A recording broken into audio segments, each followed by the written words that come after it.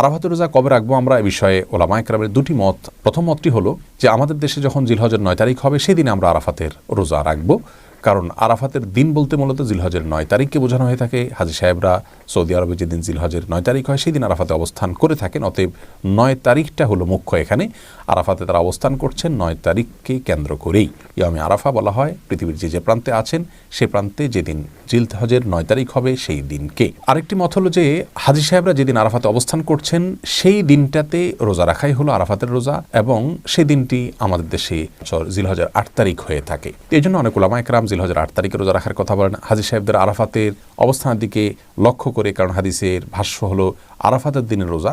এই জন্য তারা বলতে চান যে নবী করিম সাল্লাল্লাহু আলাইহি সাল্লাম আরাফাতের দিনের রোজা বলেছেন। অতএব আরাফাতে অবস্থানের কথা যদি জানতে পারেন প্রযুক্তির মাধ্যমে আজকে আমরা জানতে পারছি, তাহলে সেই দিনটাতে রাখবেন। আর যদি কেউ সে সংবাদ জানতে না পারেন তাহলে তিনি তার অঞ্চলে তার দেশে যখন 9 তারিখ হবে তখন তিনি রোজা রাখবেন।